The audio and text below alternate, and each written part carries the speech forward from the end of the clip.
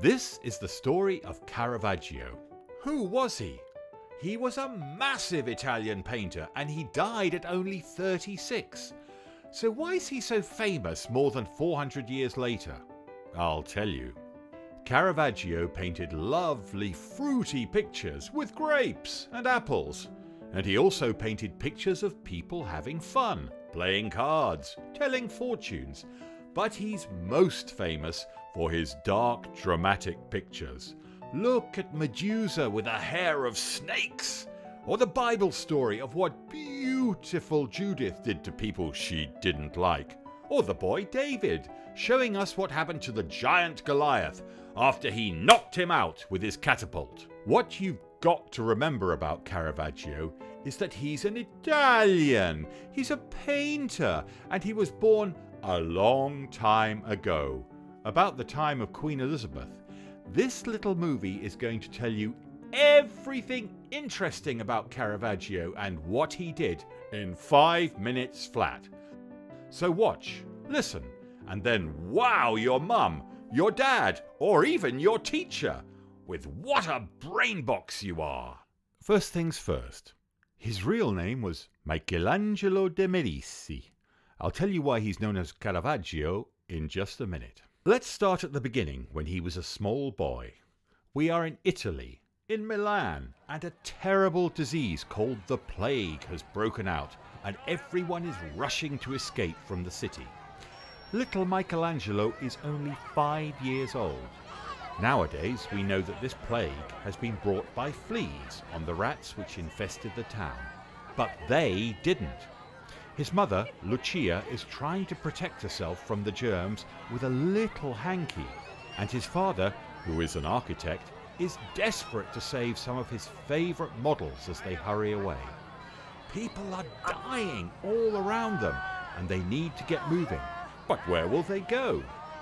They decide to return to their hometown of Caravaggio, and that's where his name comes from. Oh! And who's this weird-looking guy? He's the plague doctor, who's got the worst job in the world, trying to save people from the plague. He's wearing a special mask shaped like a beak, which is filled with sweet-smelling flowers and herbs to protect him from the disease. Back then, they thought this worked. Now, we all know it doesn't. Let's move on to a brighter time. Caravaggio is now a teenager and he's learning all about painting as an apprentice in the art studio that belongs to Signor Piterzano. There are other students in the class and there are rich and successful businessmen who like the look of his work. Molto bene! But his major break came when he caught the eye of a real big hitter called Cardinal di Monte. This cardinal helped him get lots of work and introduced him to several important art collectors. But there was a problem. Caravaggio had a seriously uncontrollable temper! There are stories of him throwing a plate of artichokes at a waiter in a bar, of fighting with other artists, and of drinking way too much. So it was great news for him when, despite his bad behaviour, he got one of the most important jobs of his career from his mate the Cardinal. What was it? He was asked to decorate the inside of a church in Rome with 3 pictures of the story of St. Matthew. If you want to paint a dramatic story, it's great to use the contrast between light and dark. That's exactly what Caravaggio did, and that was his big thing. Look at the calling of St. Matthew. In this scene, Jesus walks into a bar, points at St. Matthew and says, "Oi you! You over there! Get up and follow me, and be my disciple!" And Matthew looks up and says, "What? Me? You mean me? Hold on, I'm just in the middle of something here." You can see how surprised he is, and Caravaggio uses the shaft of light to put a real spotlight on Matthew. Matthew is the star of this story, while Jesus is standing to the side in the shadow. Looking at Caravaggio's paintings, you'll soon notice that he always uses dark and light. He was known for being a very fast and instinctive and natural painter, just slapping the paint onto the canvas in his brilliant way. Yeah, baby. Other artists did lots of pencil drawing and preparation and probably spent ages rubbing out mistakes and tidying their paint boxes, and they were very slow. Caravaggio was also known for using normal people. Not just beautiful models, but ugly people too, with big noses and wonky teeth. How did they make paint in those days? You couldn't just squirt paint out of a tube. Oh no, it was a lot more work than that.